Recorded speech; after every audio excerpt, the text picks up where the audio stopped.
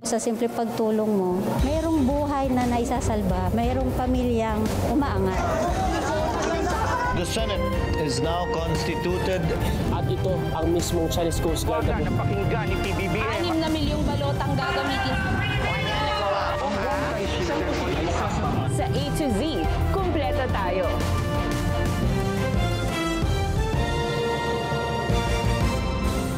Luzon, Visayas, Mindanao at buong mundo. Ngayon ay Martes, August 26, 2025. Ako si Barbie Mulak at ito ang balitang A to Z. President Ferdinand Marcos Jr. has made the difficult but necessary decision. PBBM may utos sa bagong talagang pinuno ng PNP na si General Jose Melencio Nartates Jr. matapos sibakin si Nicolas Torre. Hoarder at seller ng overpriced beep cards. Hinuli. Representative Leviste naghain ng reklamong direct bribery at corruption laban sa DPWH District Engineer ng Batangas. Abogadang minura at tinangka umanong sagasaan ng isang traffic enforcer haharap sa patong-patong na kaso. Sa showbiz, Kapamilya Stars kinilala sa 37th PMPC Awards for Television. At Bella Padilla, balik kapamilya matapos pumirma ng exclusive contract sa ABS-CBN.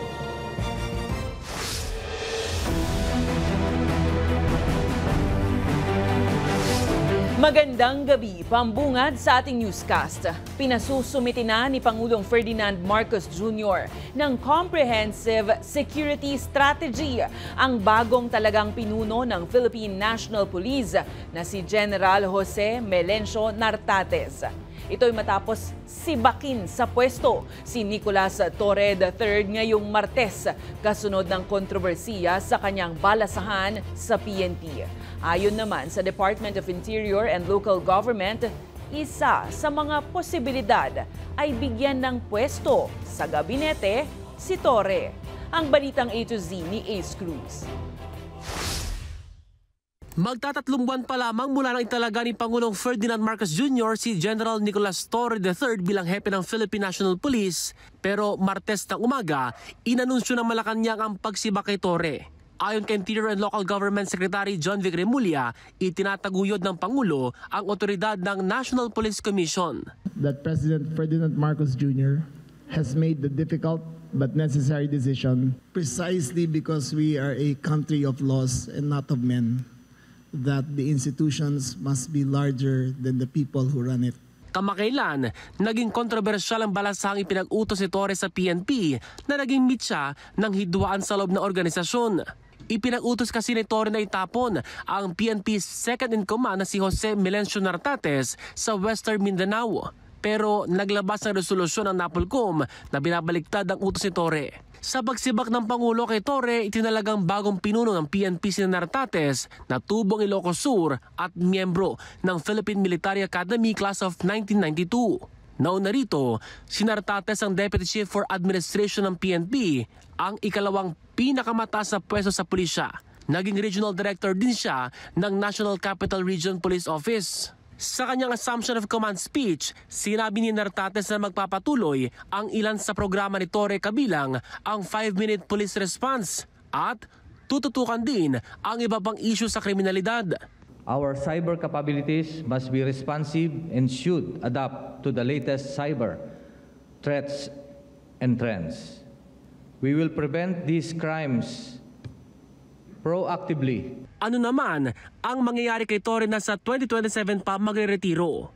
Ayon sa DILG, binigyan si Torre ng opsyon na mag-early retirement o mabigyan ng ibang pwesto.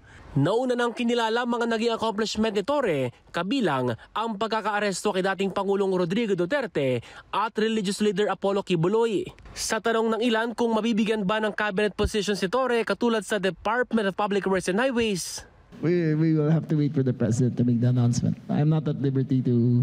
I actually don't know for a fact of what will be offered to him, but it has been brought about during our conversation that he is thinking of offering a position to the former Chief PNP. Sa ilalim ng bagong pinuno ng PNP, pinasusumite ng Pangulong Pulisya ng Comprehensive Security Strategy sa loob ng 1 buwan. Si Nartates ay nakataktang magretiro sa March 2027.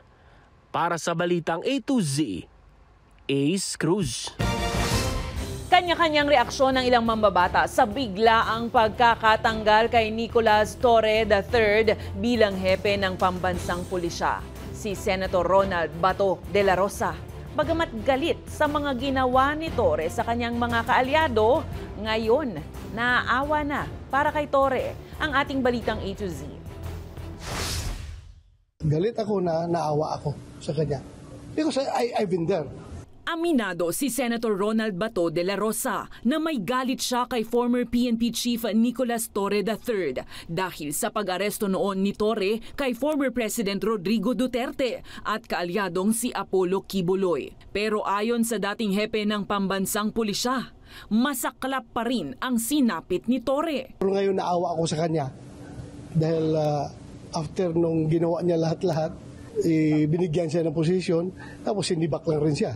Ang ilang mambabatas naman, hindi maitangging nabigla sa sorpresang pagsibak kay Torre. The most arrogant chief of police in the police force. Siguro, I really do not know the reason behind his relief. Pero he was doing his job. All of us were caught surprised about it. But at the end of the day, we respect the appointing authority. No? So, it is what it is. Mayroon ding nanghihinayang sa naging desisyon ni Pangulong Ferdinand Marcos Jr. Para sa akin, kawalan. Para sa akin po, kawalan. Because of the reforms that he started. Nagkakaroon na ng medyo tense, matagal na. So, to ease the tension, so Malacanang made the decision and I respect the decision of Malacanang. Habang si Senate President Francis Cheese Escudero nangangamba para sa moral ng pambansang pulisya. Sana hindi maapektuhan dahil again, serving at the pleasure of the President ang sinumang PNP Chief at umaasa ako na patuloy gagampanan ng ating mga kapulisan ang kanilang sinumpaan tungkulin, sino man ang mapili o piniling PNP Chief. Noong nagdaang Lunes lang August 18, pinamunuan pa ni Torre ang flag raising sa PNP. Tiniyak pa niyang naayos na ang namuong gusot dahil sa magkaibang direksyon ni Torre at ng NAPOLCOM patungkol sa balasahan ng number 2 at 3 officials ng kapulisan. Taos-pusong pasasalamat sa lahat ng ating mga commanders na nagpaabot ng kanilang suporta sa ating pamumuno sa loob ng mahigit 2 buwan na panunungkulan ko bilang Chief ng Philippine National Police. June 2, itinalaga si Torre bilang PNP Chief matapos ang kanyang high-profile na pag-aresto kina Quiboloy at Duterte. Sumikat rin siya sa kanyang maikling panunungkulan dahil sa inumpisahang 5-minute response ng pulisya at sa pagkakapanalo by default sa boxing match kontra kay Davao City Acting Mayor Baste Duterte.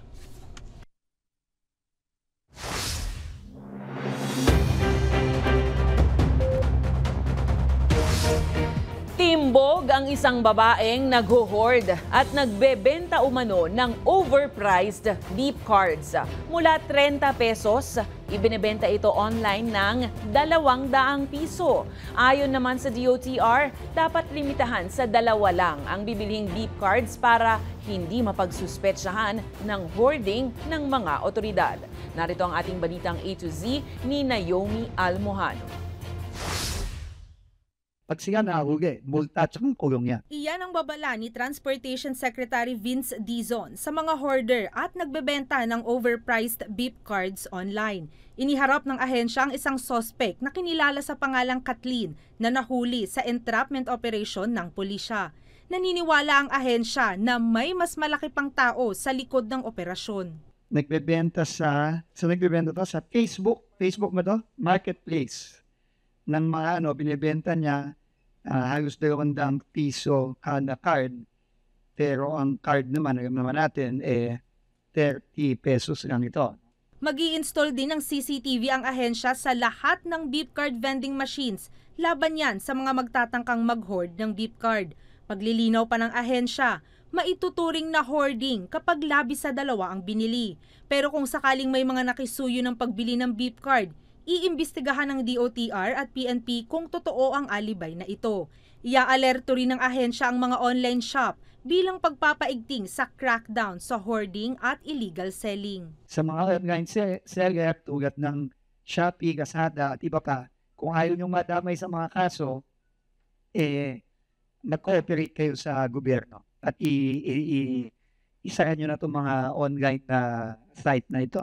Nagbabala rin ng DOTR at supplier nito laban naman sa mga ibinibenta ngayong mga beep charm o beep sa anyo ng keychain. Ang siste, inililipat ang readable chip sa keychain at saka ibebenta ng mas mahal sa publiko. Pati na po yung parang keychain na nakikita ninyo, wala pong nilalabas ng ganito ang AF Payments na product. Magkano yun? 700? Oh. Ganun. Okay, walang beep dyan. Okay, na ginagapas ang beep. Tiniyak ng concerned agencies na patuloy nilang tutugisin ang mga abusado at mapanlamang na mga sindikato. Kaya para iwas illegal na beep at mas komportableng pagbiyahe para sa mga commuter, pinag-aaralan na ng ahensya ang pagbebenta ng beep card sa mga convenience store para gawing mas accessible ang kanilang serbisyo. Para sa Balitang A to Z, Naomi Almohano. Matapos ang 9 na taong pagkakatenga dahil sa lumabas na incompatibility sa MRT-3 train line, nagsimula na ngayong araw ang operasyon ng 4 na bagon ng Dalian train. Ayon sa DOTR, ito ang unang pagkakataon na mapatakbo ang naturang tren matapos makapasa sa ginawang mga safety checks. Nakatakdang bumiyahe ang mga Dalian train tuwing rush hour mula alas 7 hanggang alas 9 ng umaga at muli alas 5 ng hapon hanggang alas 7 ng gabi. Sa pag-deploy ng mga Dalian trains, inasahang gagaan na ang biyahe ng mga pasahero ng MRT-3 dahil mababawasan ang bigat ng pila.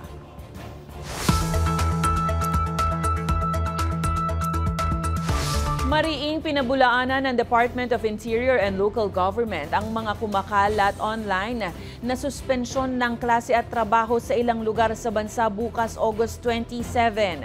Giit ng DILG, fake news ito. Paalala ng ahensya, #may pasok bukas at maging mapanuri sa mga anunsyong nakikita online at tanging sa mga opisyal na online pages lamang ng pamahalaan dumipende. Samantala, ilang lugar naman sa bansa ang nakararanas ng kalat-kalat na pag-ulan hanggang sa thunderstorms, bunsod yan ng binabantayang low pressure area sa loob ng Philippine Area of Responsibility. Bagamat mahina ang tsansa na maging bagyo sa susunod na mga oras, mararamdaman naman ang epekto ng LPA sa Metro Manila, Ilocos Region, CAR, Cagayan Valley, Central Luzon, Calabarzon, Camarines Norte at Camarines Sur.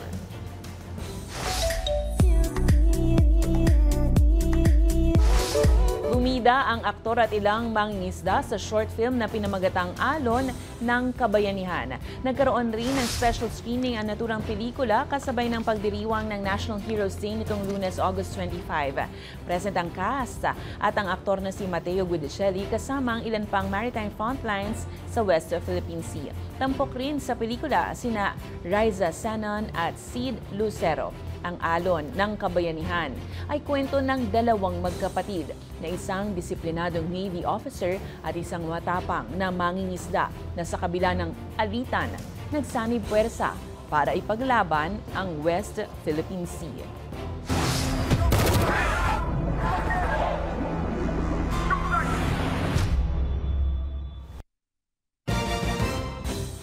DPWH District Engineer na umano'y nanuhol kay Congressman Leviste, posible nga bang gawing state witness? At abogadang nagmura at tinangka umanong sagasaan ng isang traffic enforcer haharap sa patong-patong na kaso. Abangan ang kumpletong ulat sa pagbabalik na Balitang A to Z.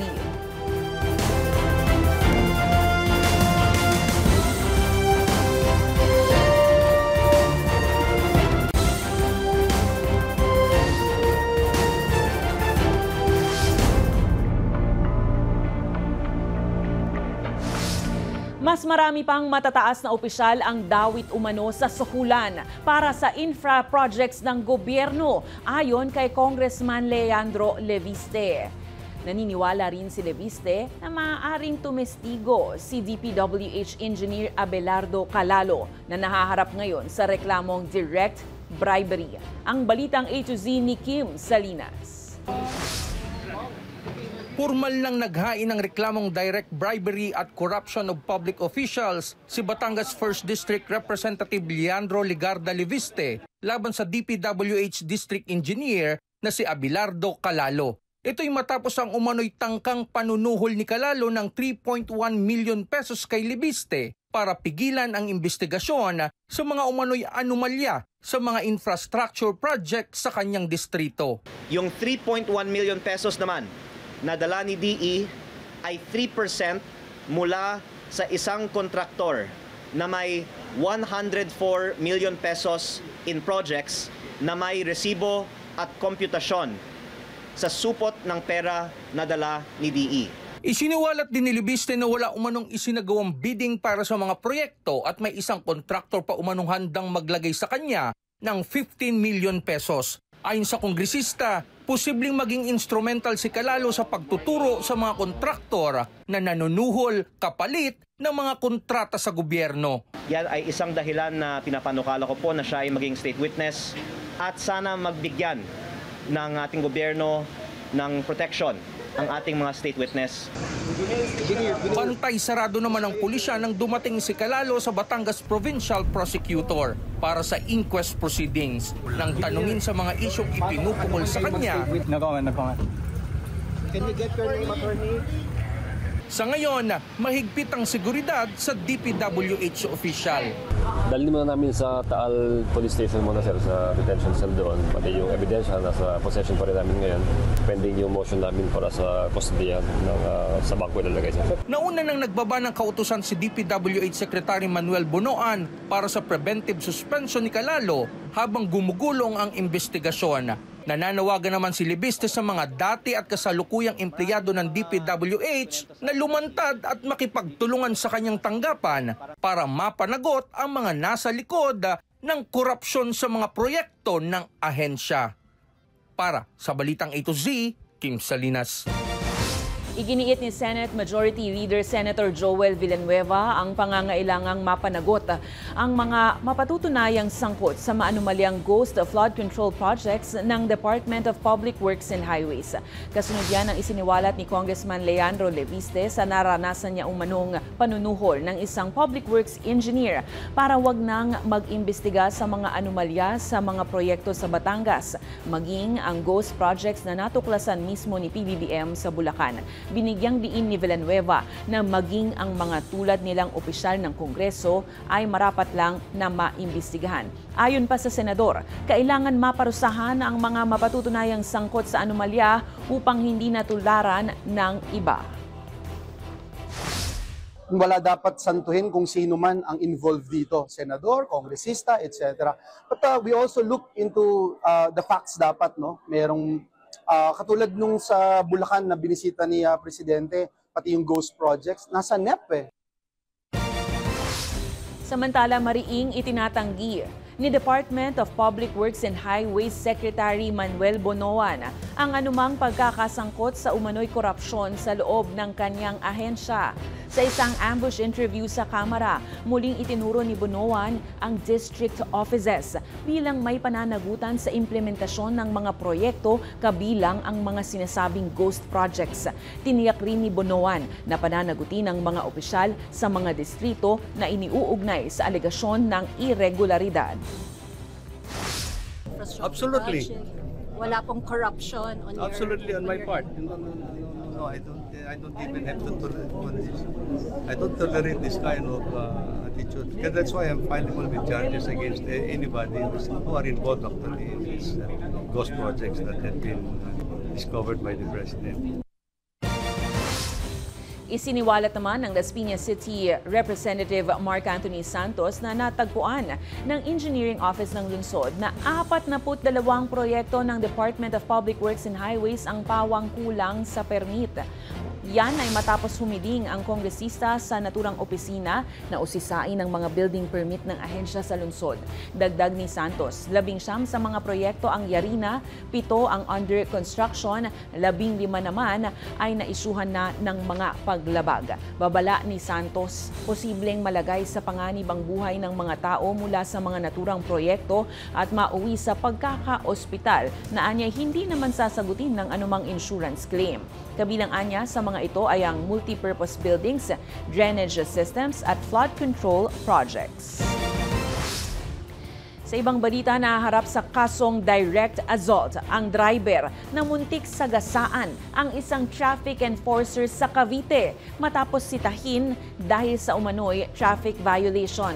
Naging maaksyon ng eksena dahil hindi tinantanan ng enforcer ang driver nang bigla itong humarurot para tumakas. Ang balitang A to Z hatid ni Naomi Almojano. Mistulang stunt sequence sa action movie ang tagpong ito. Pero ito ay CCTV video ng isang traffic enforcer na tinangkang takasan ng sinita niyang driver sa Tirona Highway sa Kawit, Cavite. Sa halip, sumampa sa hood ng sasakyan ang traffic enforcer.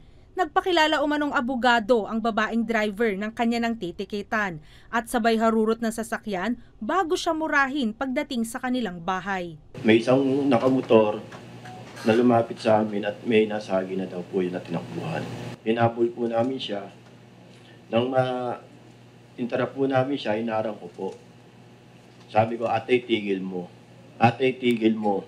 Tumagal ng 10 hanggang 15 minutong nakakapit sa hood ng sasakyan si Michael. Kesa naman po mapailaliman ako, doon na po ako sa hood. Hanggang tumatakbo po, tinuloy na niya pa po yung pagtakbo niya at pinaandar pa po yung wiper.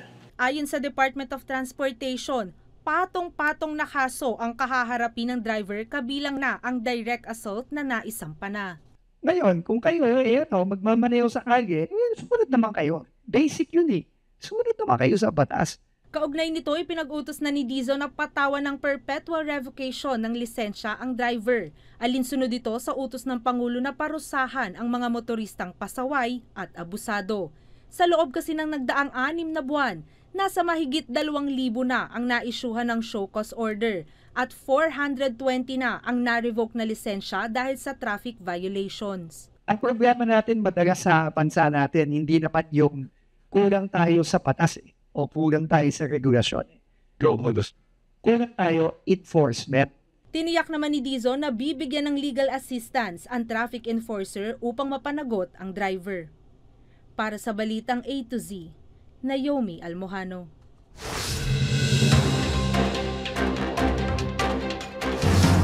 Sugatan ng isang lola sa Marikina City matapos mabiktima ng hit and run habang tumatawid sa pedestrian lane. Nagtamo ng sugat sa katawan ng lola habang ngayon ay iniimbestigahan na ng otoridad ang nangyaring insidente. Samantala, nagtamo naman ng sugat ang isang estudyante sa University of Abra matapos barilin ng kapwa estudyante sa labas ng kanilang paaralan. Ayon sa investigasyon, nagkaroon umano ng tuksuhan ang suspect at biktima sa paaralan kaya nag-init umano ang ulo ng suspect. Sa ngayon naka-alerto na ang otoridad sa labas ng paaralan para maiwasan ang kaparehong insidente.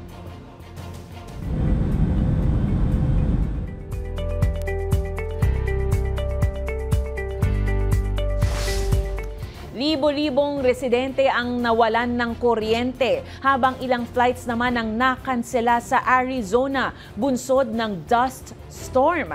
Sa mga kuhang video, malapelikula ang makikitang eksena dahil sa laki ng lumamong dust storm sa Phoenix. Hindi naman bago sa lugar ang dust storm, pero pinalakas pa ito ng thunderstorm doon.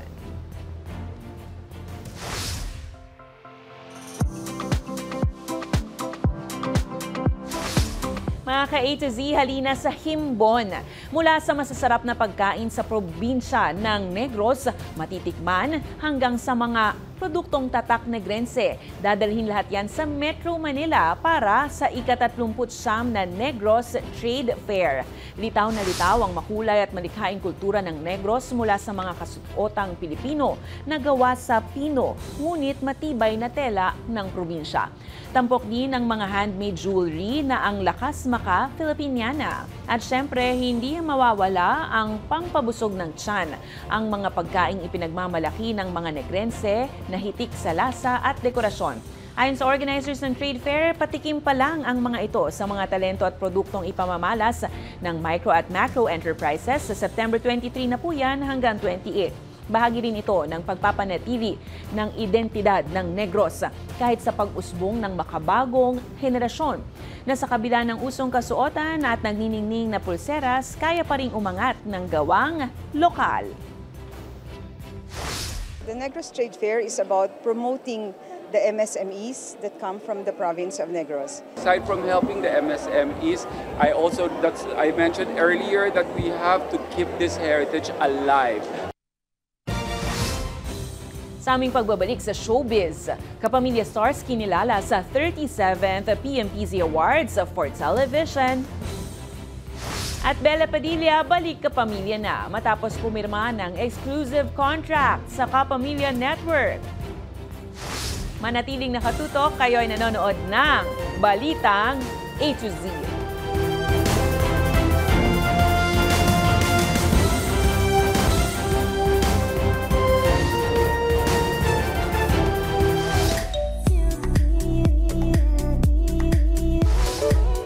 Joshua Garcia at iba pang Kapamilya Stars nagwagi sa PMPC Star Awards for Television. Samantala, Bella Padilla mas makikita muli matapos pumirma ng exclusive contract sa ABS-CBN. Ano kayang project niya? Makichika sa Balitang A to Z Showbiz ni Lane Garcia. Binigyang parangal ng Philippine Movie Press Club o PMPC ang ilang bituin at programa ng ABS-CBN sa 37th Star Awards for Television sa Quezon City nitong August 24. Si Joshua Garcia ang itinanghal na Best Drama Actor sa kanyang pagganap sa unang Kapamilya Kapuso collaboration project na Unbreak My Heart. Tumanggap rin ang aktor ng special awards bilang Male Face of the Night at Male Celebrity of the Night. Wagi sina Elijah Canlas at Cherry Pie Picache bilang Best Drama Supporting Actor at Actress sa kani-kanilang papel sa Senior High at FPJ's Batang Quiapo.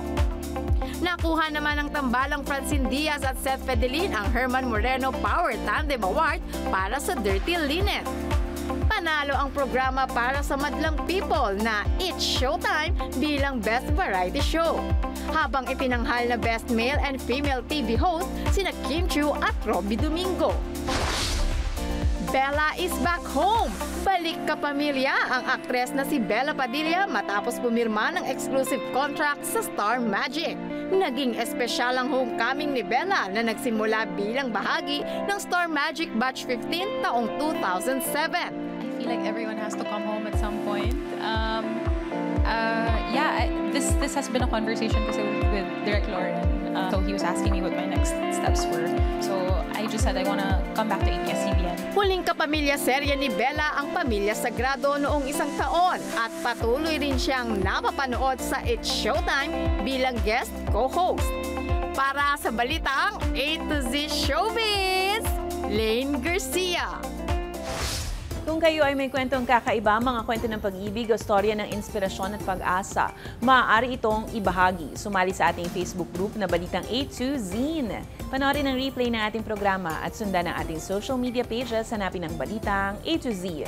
Ang ating pabawang quote of the night ay mula sa batikang aktor, komedyante at filmmaker na si Charlie Chaplin. Ang sabi niya, nilalason ng kasakiman ang ating mga kaluluwa. At yan po ang mga balita at impormasyon, mga kwentong may dalang inspirasyon na tinutukan ng Balitang A to Z. Ako si Barbie Mulak, maging maalam, makialam. Magandang gabi sa iyo, Pilipinas!